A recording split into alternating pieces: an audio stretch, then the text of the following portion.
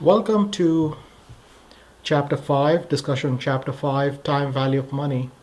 And this is one of the most important chapters in finance discipline and also business studies. If I may put it, in business studies, obviously, this is going to be one of the most important.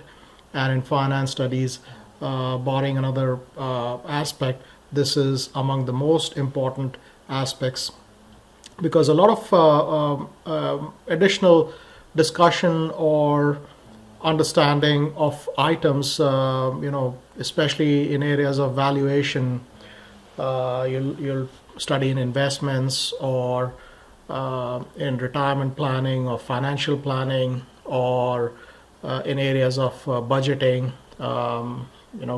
capital allocation.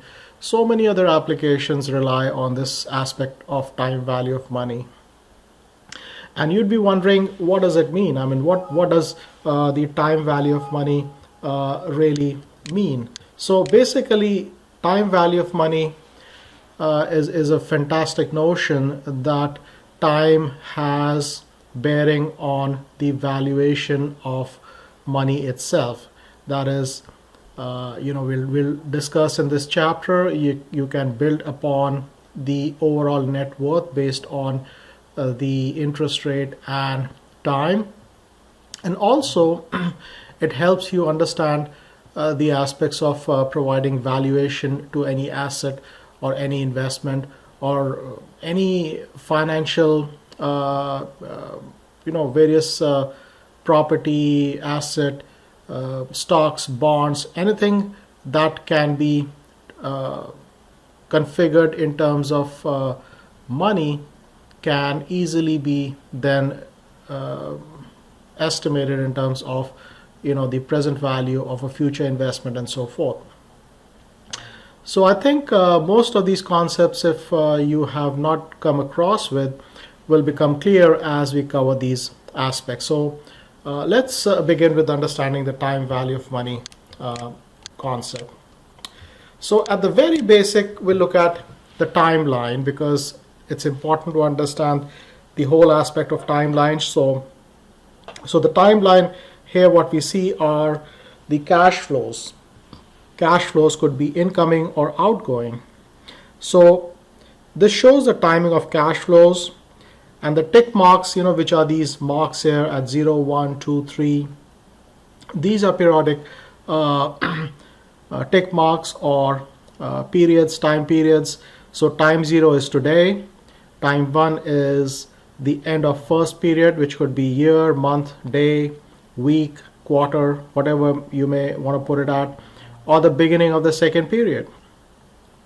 And since we are understanding the concept, we will assume that these tick marks or periods are going to be periodic. That is, they are going to be of equal intervals. So for example, if you are looking them as annual, so it'll be yearly. So it'll be, for example, in this case, today, and then 1 year from today, 2 years from today, 3 years from today. Or if you would like to take it as a monthly, then that's today, which is 0. 1 would be 1 month from today, 2 would be 2 months from today, and so forth. So this is how we would basically start, understanding this concept, and that 1% shows the aspect of the periodic interest rate between period 0 to 1, 1 to 2, and so forth. Again, to keep it simple, we will assume that this interest rate or the periodic interest rate are same for all the periods of study. And the CF0, CF1, CF2, CF3 are obviously referring to cash flows during these periods. So then drawing timelines, as I mentioned, we can start drawing timelines. Let's say, for example, $100 lump sum due in 2 years. So you can see that 2 years from now, $100 due. So there's thereby $100 marked here, and then you got a 1%, which is the interest rate during that period or periodic interest rate. So between 0 and 1, 1%. Between 1 and 2, again, is going to be 1%. Now, obviously, this can change, but for now, to keep it simple, we will assume that these are same. 3-year 100% ordinary annuity, and we'll discuss about the concepts of perpetuity and annuity, just to again making it very simple. Annuities are periodic payments which are paid out at equal intervals or equal time for an equal amount for a finite period of time. So for example, in this case, you're paying $100, which are equal payments every year, which is equal interval, and for a finite time because it ends at year 3. Now something which is quite associated with annuities are perpetuities. Perpetuities, the only difference being that these are paid out for an infinite time frame. So for example, in this case, it ends in 3 years. In case of perpetuity, it's going to be paid out forever. So perpetuity, that's the word, perpetuity is forever. Now, examples of perpetuity, it's easy to identify examples of annuity. Perpetuity are quite far and few, but the closest that you can think of in terms of perpetuity are the aspects of Social Security, which is paid out because they are paid out until a person would die. Now, if, for example, a person was able to live forever, then that Social Security payment would be paid out forever. Now, yes, the Social Security payments are adjusted or linked to inflation, they change, but like I said, this is one of the closest examples that you can relate to. Other examples that are related to perpetuities are, dividends that the company pay out. Again, the amount changes. There may be intervals when they are not paid out, but these are close examples.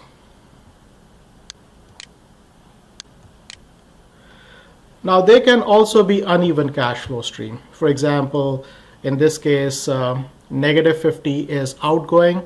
So this is another assumption that I want you to keep in mind is whenever there is an outgoing or outflow of cash, always mark that as negative because that's money going out. And then when money is coming in, for example, in this case of 100, 75, 50, these are positive because these are money coming in. So let's start looking at the calculation aspects of time value of money. So normally, or in all aspects, you have 5 variables for any time value of money calculation, and I'll explain these. Obviously, you need to know 4 of them to calculate the 5th. If you don't know 4, then it's impossible to calculate the 5th. Now, in certain questions, you may be given 3 and you assume the 4th, to calculate the 5th, and we'll have lots of examples of those kinds. But technically, mathematically, you need to know 4 of these variables to calculate the 5th. So what are these variables? The variables are n, which is the number of time period,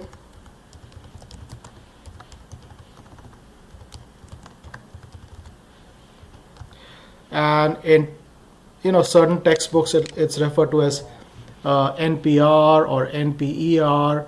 I'll also demonstrate using financial calculator.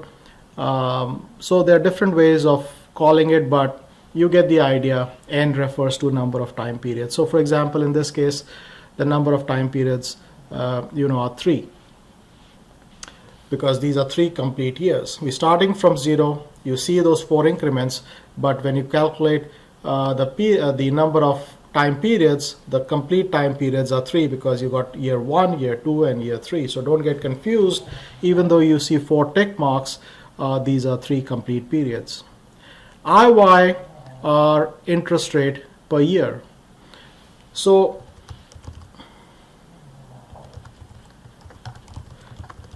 and this is going to be a little tricky as we move on, but nothing very complicated, because in this case, for example, interest rate per year is 4%, but when you have the number of time period, let's say monthly, then you need to adjust that for the number of times those interest rate is compounded during a year. So for example, if it's 4% and you say that the interest rate is calculated monthly, so basically what you do is you divide 4% by 12, which is going to be this number. I can just put decimal, percentage, and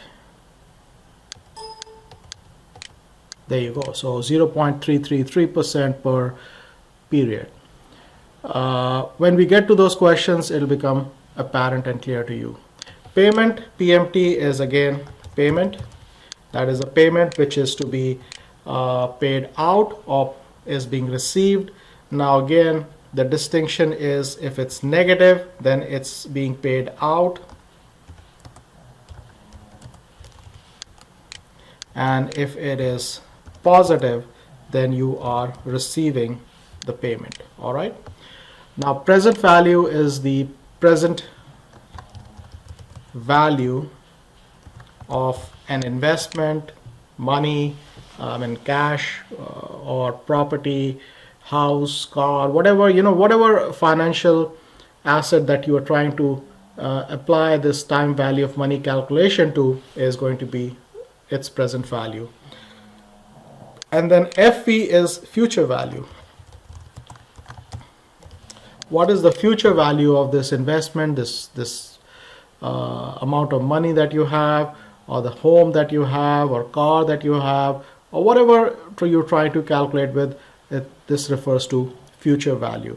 So again, you need to know 4 of these to calculate the 5th. So for example, in this instance, let me clear that out. And in any time value of money calculation, I think 80% of the question is identifying the variables correctly. It's only 20% which is the actual calculation. So in this case, what is the future value of an initial $100 after 3 years if interest rate per year is 4%? So we know that future value is not given to us. This is what we want to find out. Reading that question, of an initial $100 is this present value. So I will put it at -100 because I am giving this money out for an investment. This is initial $100, and what do I expect to receive for this $100 in 3 years, given it's going to be compounding at 4%. So N we know is 3, interest rate is 4%, and payment is 0 because we are not receiving any payments. If you look at the timeline, no payment is being received, no payment is being paid out. So there are functions in Excel, and I'll demonstrate using Excel, and then I'll show you with financial calculator, and then we can also look at the formula. There are functions in Excel which help you calculate these time value of money calculations fairly easily. So for example, using a formula, even though you may apply the formula correctly, you may make an error in calculation. Using a calculator, sometimes you might forget registering correct values. It's rather easy and intuitive in Excel, so I'll demonstrate how to do it. In Excel, guess what? The function, obviously any function that you want to apply in Excel, you start with an equal sign. So you can see I started with an equal sign and I type FV. So you can see as soon as I've typed FV, V for Victor, it says returns the future value of an investment based on periodic constant payments and constant interest rate. So I open the bracket and see you got those variables pop up. So it's asking for input. Now I could easily just type in the variables, or if you'd like to create a generic worksheet, you can refer to these cells where you have the information plugged in, and I'll show you what the benefit of doing that is. Well, let's do it both ways. So for example, let me start by just plugging in the values, and the rate we know is 4%, and then comma, number of time periods is 3. I type 3, comma, payment is 0, comma, present value is negative 100, comma, type, you can leave it for now. We'll talk about the beginning of the period and end of the period discussion later on. You can just leave it for now and then just close the bracket and press enter. So you can see that the answer is $112.49. So basically $100 invested today, compounding at 4%, because we are not taking out the interest. So it's the principal, which is the $100, and the interest, which is being received at time 1, time 2, which is compounding. So you're earning interest on principal and interest on the interest, and thereby it's become $112.49. So it's important to understand that concept as well. So for example, let's say I have this drawn out 1, 2, 3. So I start with $100 today. I let's say deposit that in a bank account, and I've been promised a 4% return. So after 1 year, I will receive a 4%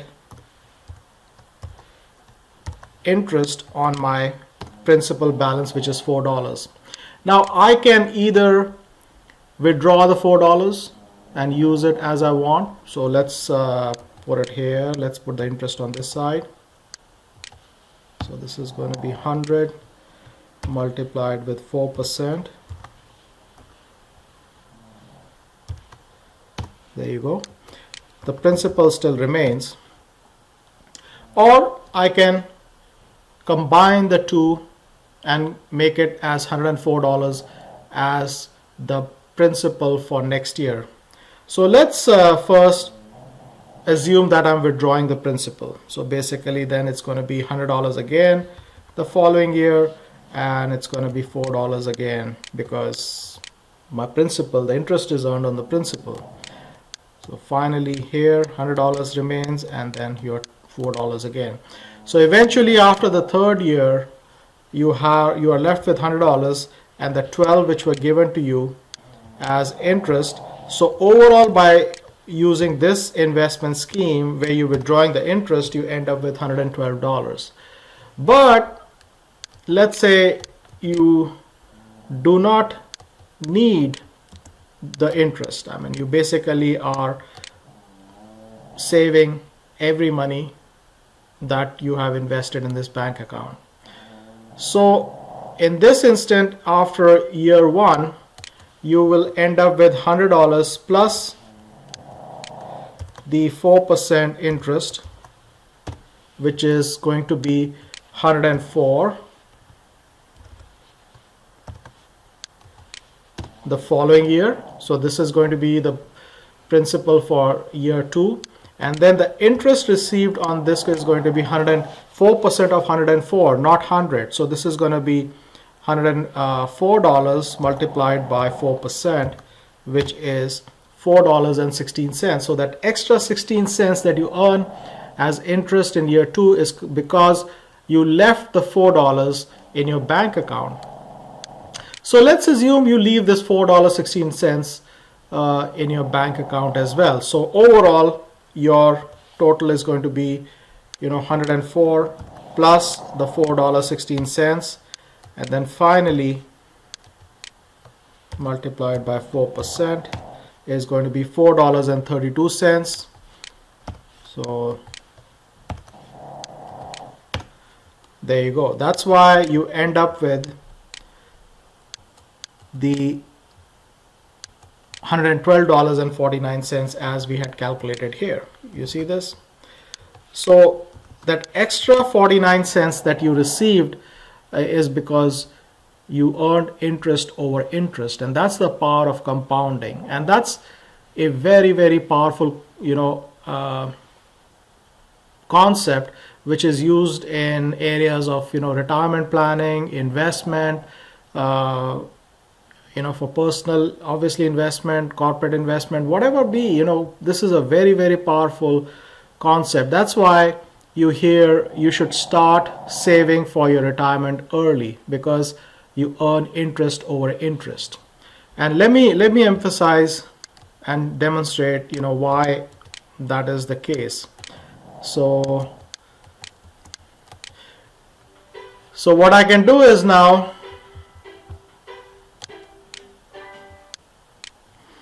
so we can use, for other calculations. For example, I was talking about the power of compounding. So let's say you're saving for retirement, and you would typically save, let's say, $100 a month for, depending on how many years you're saving, and you'd like to know how much you'd end up with after you've saved up that money.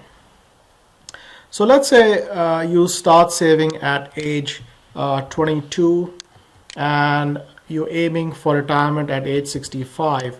So that basically means that you'd be continuously saving for 43 years, and this would mean for every month, these are 516 months. And let's say you are expecting an annual rate of about 8% of return if you invested in a market linked, mutual fund or so forth. And I'm just assuming it. So let's plug in this information to find out the future value in this case. So I can put number of time periods being 516, because you'll be saving every month for 516 months. Let me just clear content. And then 8% is annual. So 8% divided by 12, because you'll be saving every month. So this is the saving percentage when you are converting it to monthly in terms of the interest rate. Payment is that $100 which is going out. That's why I'll put a negative here. Present value is 0, because I haven't saved anything for future today. I'll start saving, from this month onwards. So the future value in this instance is going to be the rate, number of time periods, payment, present value, and then bracket closed. So you would have saved approximately $493.94 if you saved $100, every month set aside, and this is the money just you saved up on your own for retirement. That's pretty doable, $100 a month. But let's say that you kept saving that $100 for a couple of more years. You just basically didn't start saving at age 22.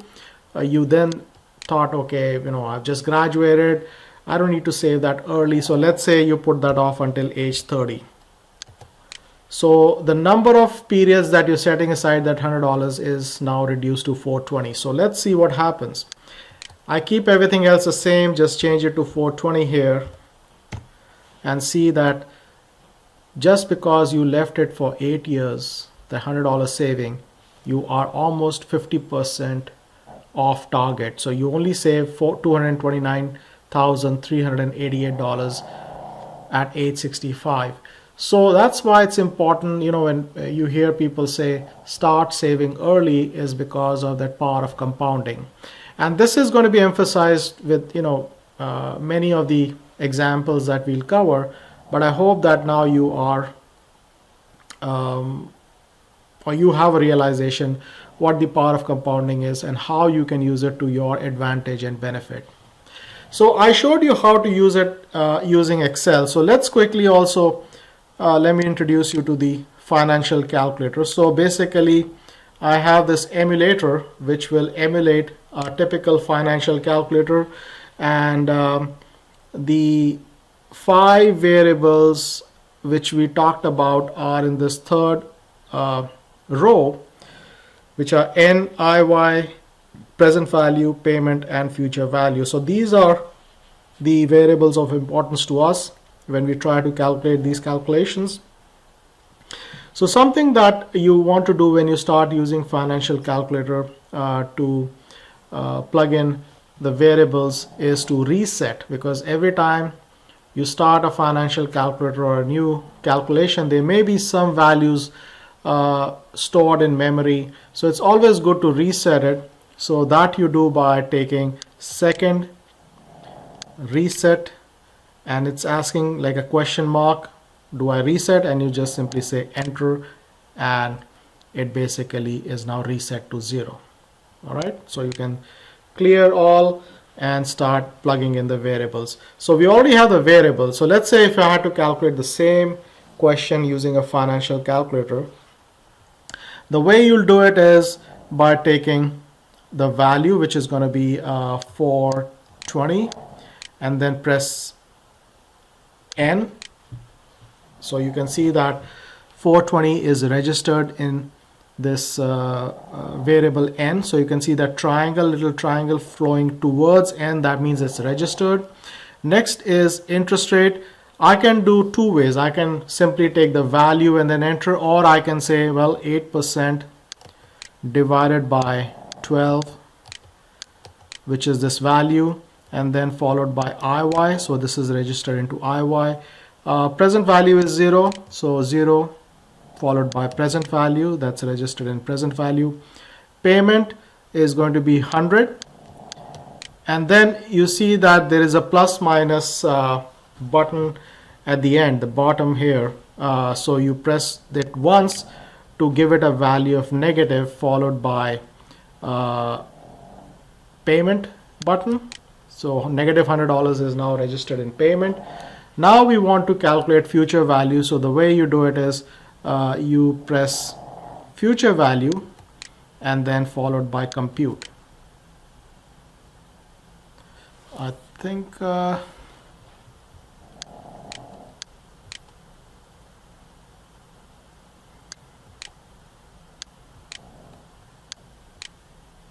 so let's start plugging in the values. So we have the values that we already know in this Excel sheet. So N is 420, IY is 8% divided by 12, which is 0.67%. Payment is negative 100, present value is 0, and future value is unknown, so we'll calculate future value.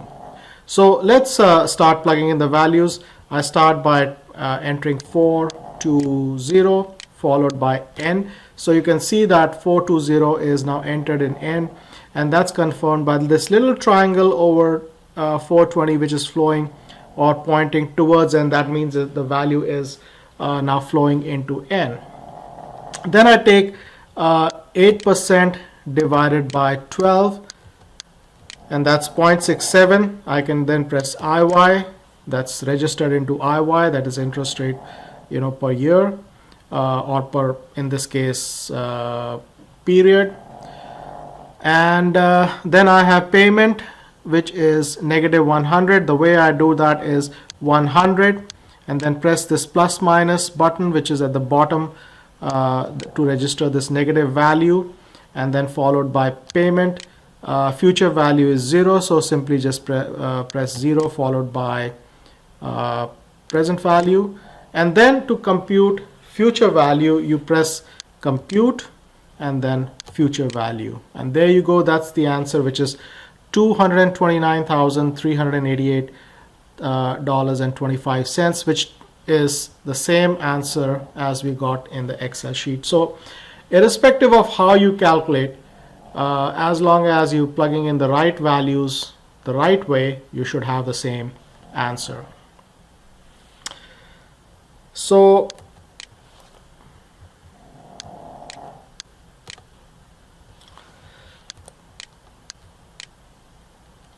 So here you go. So this is basically the explanation of what we just did to show you the power of compounding. So basically what you have is a generic formula for future value, which is future value is equal to present value multiplied by 1 plus I raised to the power n. So we can also use it, like a formula. So for example, if I had to calculate the same for the same question here, in this case present value is 100, I'm talking about the previous question that we had done to calculate what the future value of 100 is going to be in 3 years. So since present value is 100, and then you have the interest rate, which is 4%, and time, or n in this case, is 3.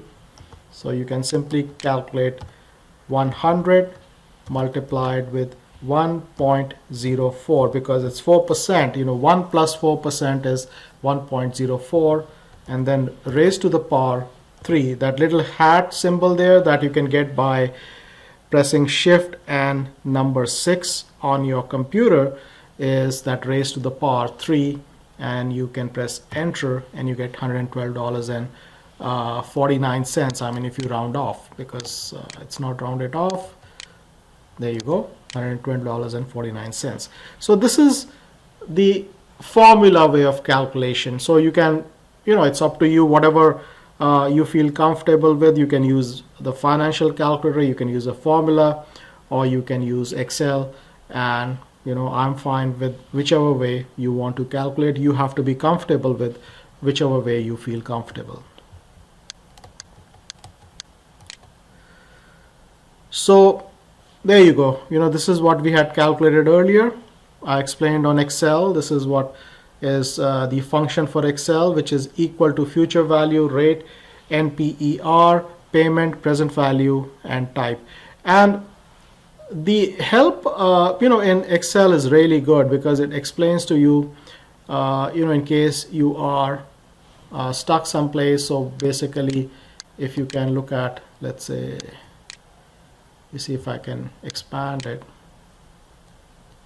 There you go, and there you go, help.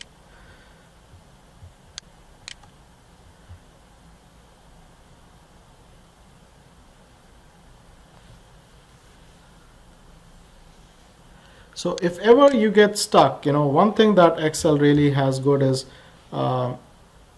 its help. For example, if I look at FV function and I click on it, it's going to give me an explanation of how to use it. So basically, it's giving you the syntax in case ever you forgot.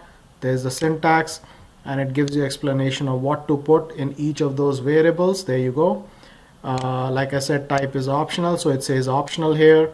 And then it even gives you an example. So for example, there's an example here, and that you can copy and paste into Excel to calculate and follow as an example. So this is really good. The help function in Excel is really good. So let's go back.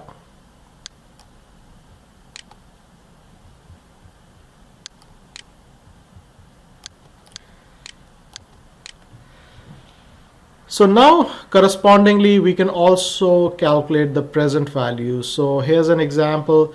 What is the present value of $100 due in 3 years if interest rate per year is 4%?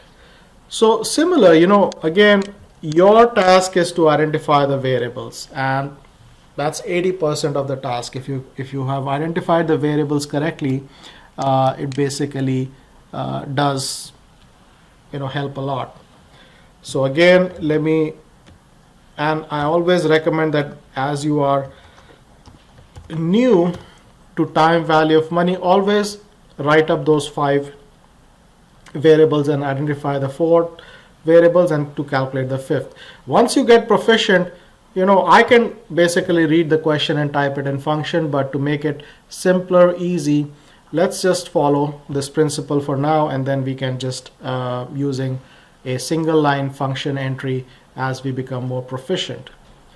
So then we have payment, or I can say present value, payment. Let me use the sequence as we saw in financial calculator, so you'll be familiar with financial calculator as well.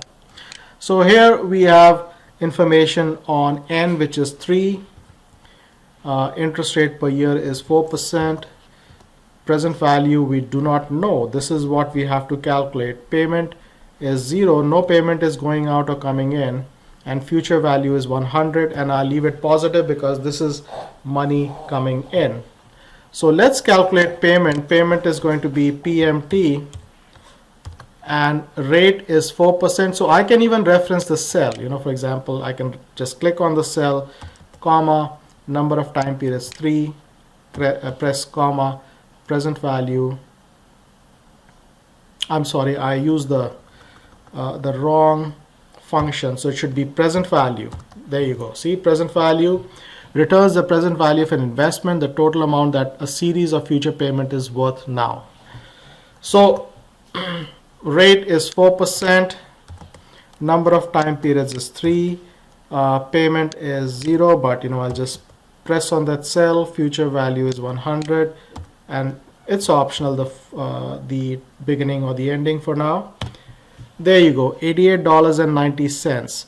So $88.90 should convert to $100 in 3 years in case investment is paying me 4%. So how is this important? For example, you're wondering, how can I use this application? So let's say if your financial advisor comes to you and says, pay me $90 and I'll give you $100 in 3 years.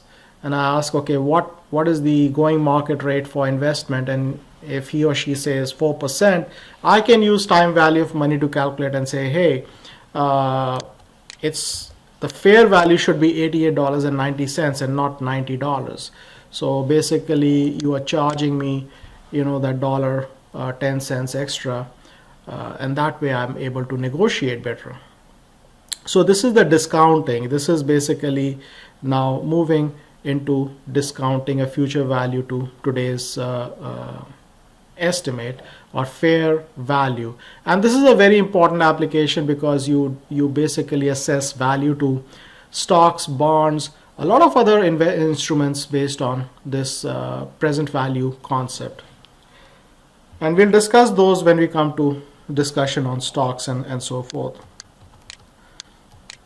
So you can see here, this is the calculation and this is the formula base. So the formula for present value is present value equals future value divided by 1 plus R, or interest rate, raised to the power n, whatever time period. So we can use the formula as well, which is going to be future value is 100 divided by 1.04 raised to the power 3, and there you go, $88, and I can just put dollar here. There you go, $88.90. And that's how you calculate. Now let's repeat that in financial calculator. Let me just reset, second reset, enter, and let's start plugging in the values. N is 3, so 3 followed by N, and you can see it's registered with that little triangle pointing towards N. IY is 4%, so 4 followed by IY. Present value I'll skip because that's what I have to calculate. Payment is 0, so 0 followed by payment. Future value is 100. There you go. So compute present value, and that's the same answer, which is $88.90. So it's up to you, whatever you want to follow, Excel function or the formula or the financial calculator. Now, like I had mentioned, you didn't have to write those variables like that to calculate. I could have simply started by saying equal to present value and then entered the value. So for example, rate is 4%. Number of time periods is 3, payment is 0, future value is 100, and it'll give you the same answer, $88.90. But by identifying the variables, it's easy to follow, and it's, like I said, it could help in the beginning, but if you feel comfortable, if you feel confident, go ahead and just simply write it in the formula itself.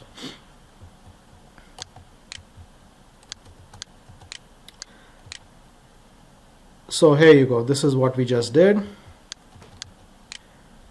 Now let's calculate for rate. There is obviously The first one we did was for, and I can save this and post it on Blackboard. So the first one was to calculate the future value.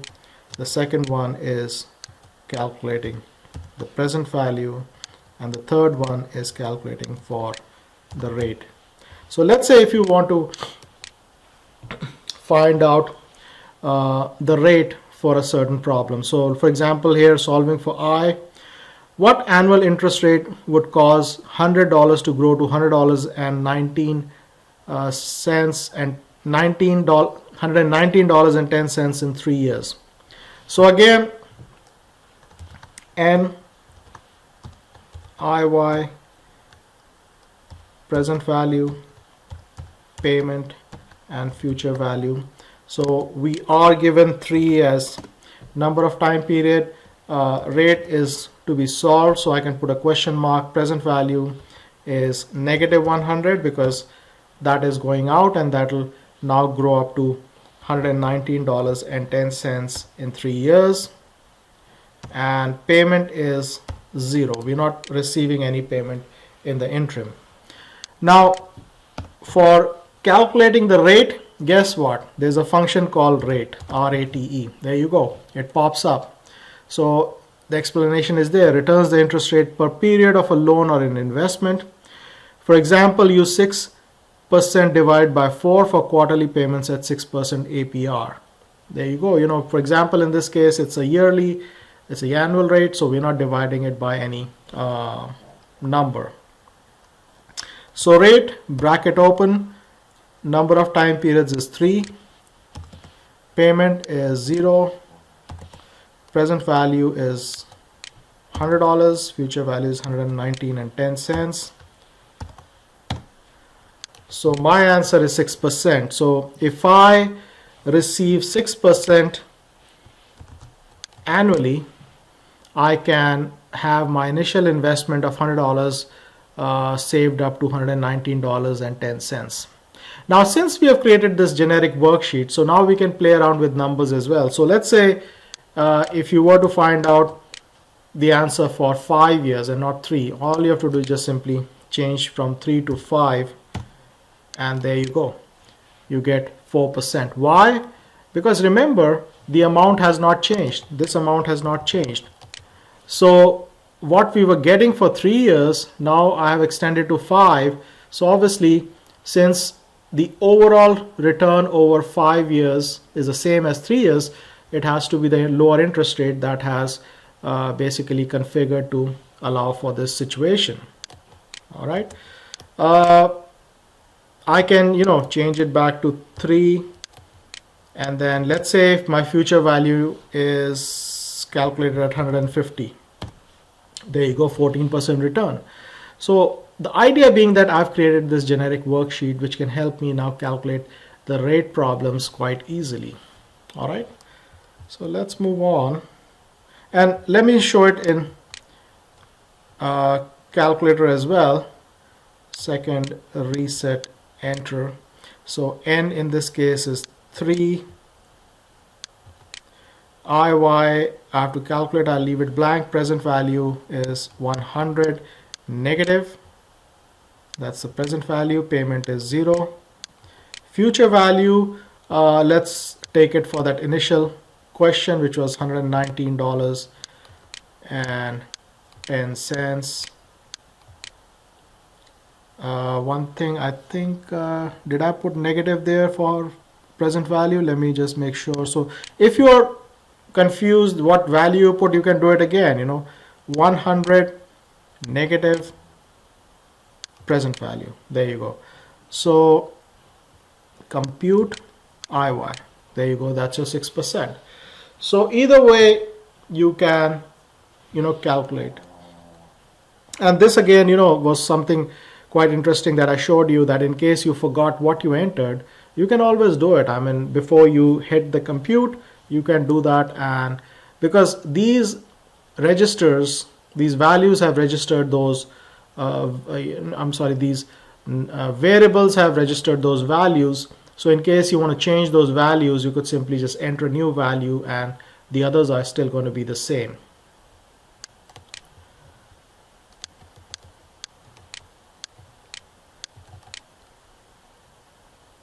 So here's another one. Now this is pertaining to n, which is number of time periods. So let me put this as n. Now again, n, IY, present value, payment, future value. So let's say your question says, if sales grow at 10% per year, how long before the sales double? So now obviously this is a question of n, so I can put a question mark here. IY is given to us as 10%. Present value is, because I have to double it, I can start with -1, and then payment is 0 and future value is 2, which is doubling it from -1 to 2. Now n I can simply calculate by a function called NPER. So you can see it returns the number of periods for investment based on periodic constant payments and a constant interest rate. So bracket open, rate is this IY, comma, payment is 0, present value is -1, future value is 2, and then bracket closed. So 7.27, which roughly, if I were to round off, it can come to about 7.3 years as the answer we got here in the PowerPoint. So 7 years and roughly 3 months, you can say in this case. So if I were to take financial calculator, the way you'll do it is again similar. Second, reset, enter. Number of periods n I have to calculate. I can skip that for now. IY is 10, so 10 followed by IY.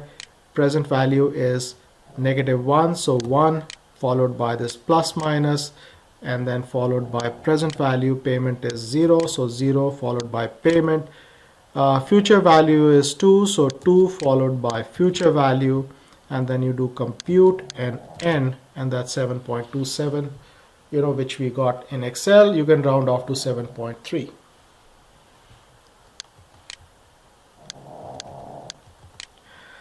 So there is a concept called annuity, ordinary annuity and annuity due. Now what's the difference? The difference is, in case of ordinary annuity, you have payment which is paid at end of the period. In case of annuity due, that payment is at the beginning of the period. So now it'll become clear, for that last input in those formulas where you were seeing 0 and 1, this is pertaining to that annuity due or annuity, ordinary annuity.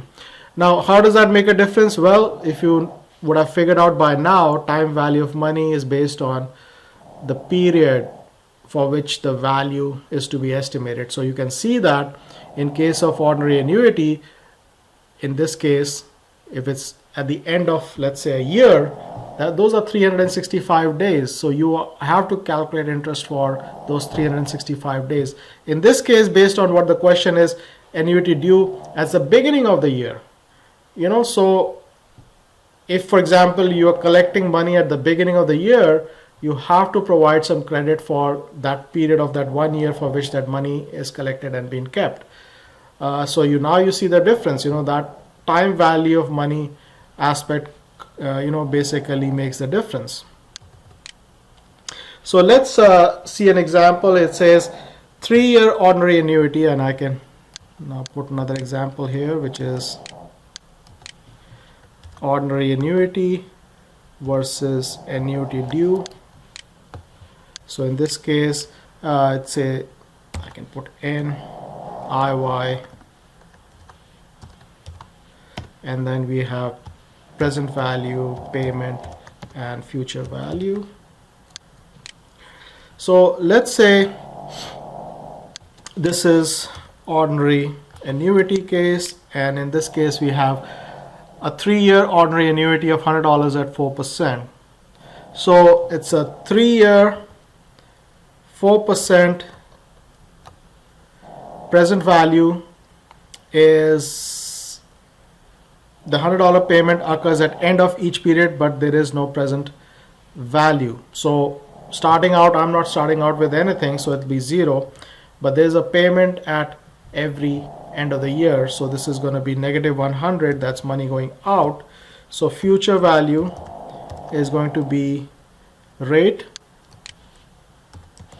number of time periods, payment, present value. Now is that aspect that we have to use. Here we'll use end of the period because this is ordinary annuity, and now you're collecting the payment at end of the time period. So I'll click on 0, or I could type 0 and then bracket close, enter, and the answer is $312.16, and I can just put type here just to make it clear, because this is ordinary annuity. Handy with you in case you want to practice. So the inputs are pretty much the same except for present value and future value. Here the payment is 100, future value is 0.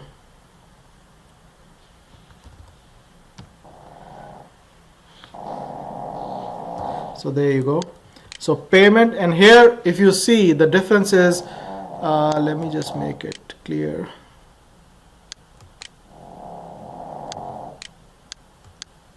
So here money is going out.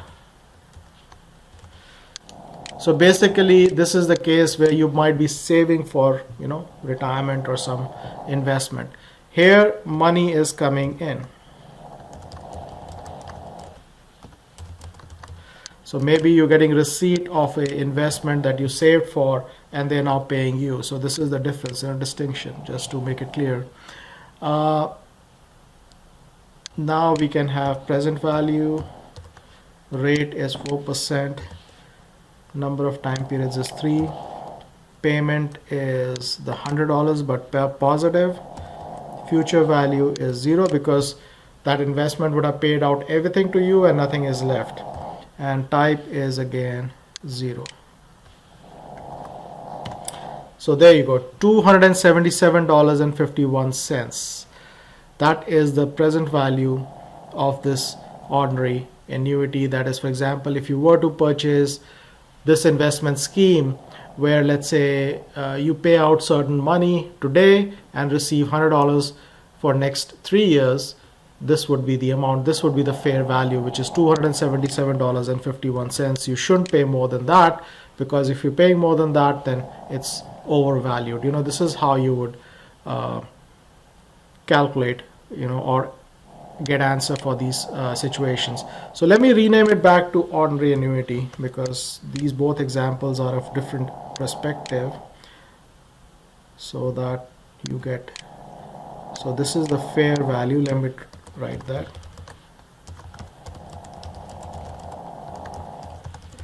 For this investment. All right.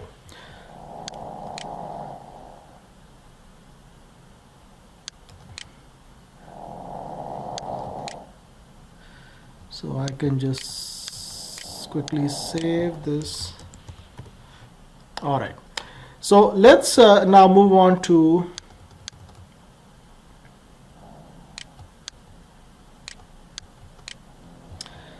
now we have the question of annuity due. So now we can move to another worksheet. So I have N, I have IY, present value, PMT, and then future value, and this is annuity due. So the question here is 3-year annuity due of $100 at 4%.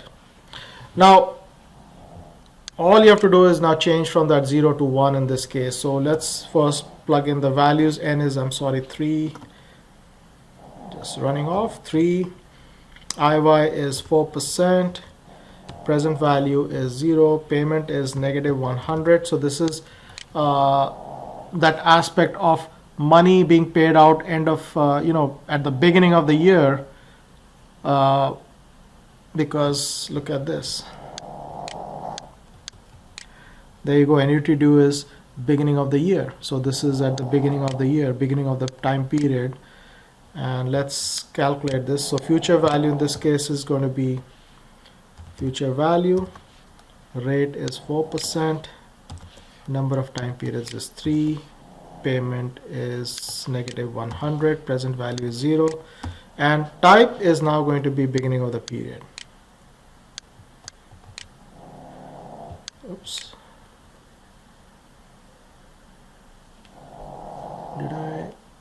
Let's see. Oh, I'm sorry. This is going to be positive 100 because this is money being received. Let me just quickly. Okay, my mistake.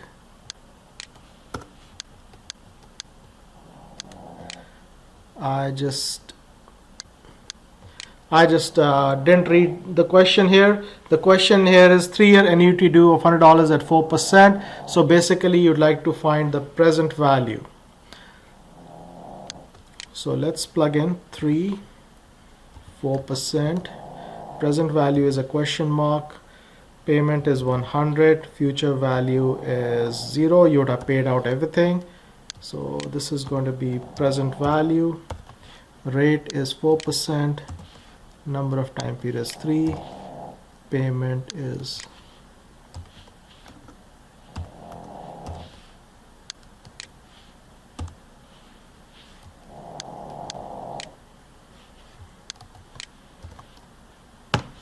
there you go, $288.61. So this is, you can say, the fair value of this investment scheme, because again you are going to be paying this money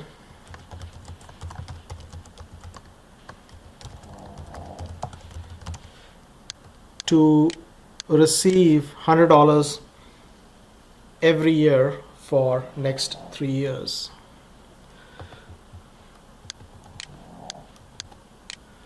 So what is the present value of 5-year $100 ordinary annuity at 4%?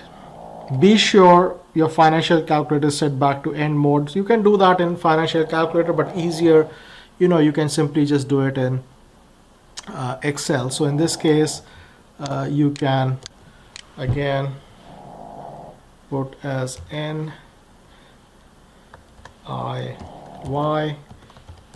payment, future value, and present value. Because you're going back to now ordinary annuity,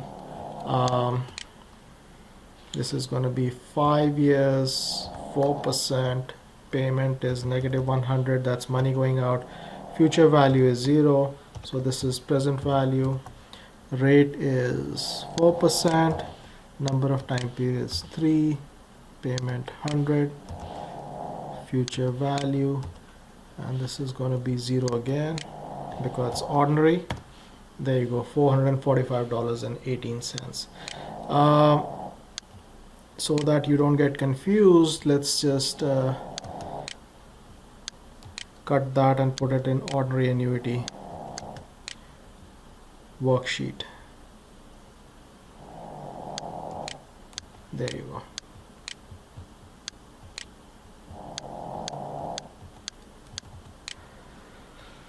So what if a 10-year annuity, 25-year annuity, and a perpetuity? So let's calculate these. These are some more examples. So NIY, present value, payment, future value. So the first case is of 10-year. N is going to be 10, IY is 4%. Present value we have to calculate, so I leave it blank for now. Payment is negative 100, future value is 0, it'll be all paid out. So this is going to be present value, rate is 4%, number of time periods 10, payment is negative 100, future value 0, and this is going to be at end of the period. There you go, $811.09. Now let's look at the 25 year. So I can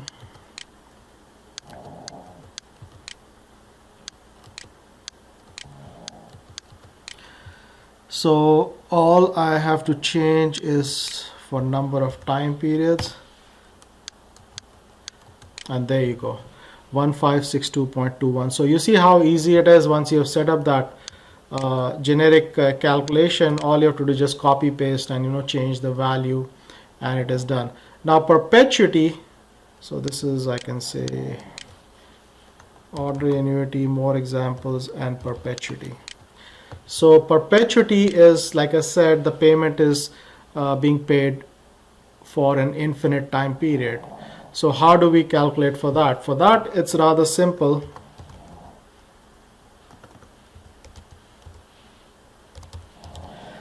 Is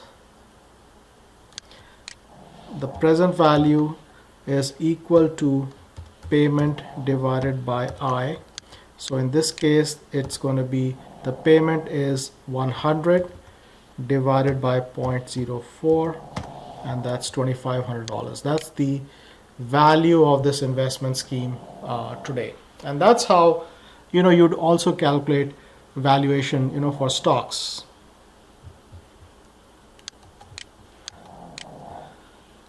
So the power of compounding, I think we've already covered that, but nevertheless, let's look at this example. And this is a 20-year-old student who wants to save $5 a day for her retirement. Every day she places $5 in a drawer. At end of the year, she invests the accumulated savings, that is $1,825, in a brokerage account with expected annual return of 8%. How much money will she have when she is 65 years old? So again, the first thing to do is identify the variables. So let's look at the variables.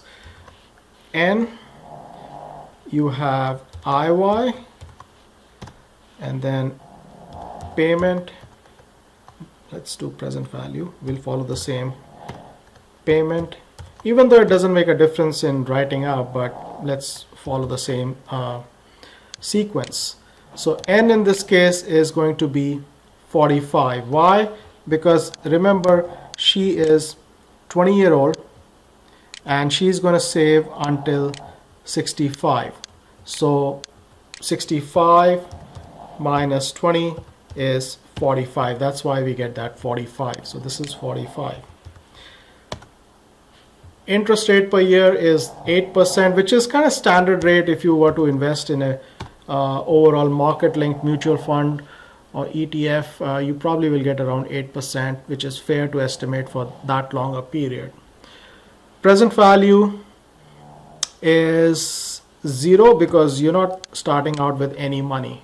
Payment is this money which is going out, and that is that $1,825 that she's saving every year. So 1825, and the reason I put negative is because this is money going out. Future value is going to be future value, rate, number of time period, payment, present value, and we can assume,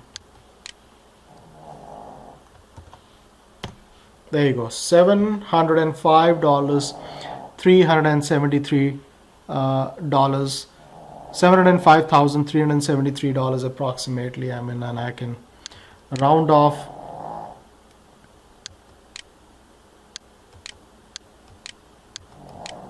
to give you exactly the same answer as on the PowerPoint.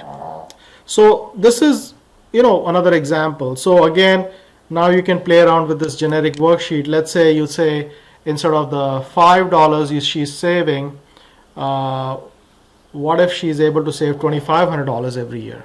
Maybe. So let's put that as 2,500. There you go. It's close to $1 million now. Let's say you push that to $300 every month of savings. So that's going to be 300 multiplied by 12 here. So it's $1 million 1.3 million, approximately, of saving in 45 years. That's pretty good. You already have $1 million and $300,000 saved up for your retirement. So this is, again, the fact that we have now the generic worksheet all set up. You can play around with the numbers.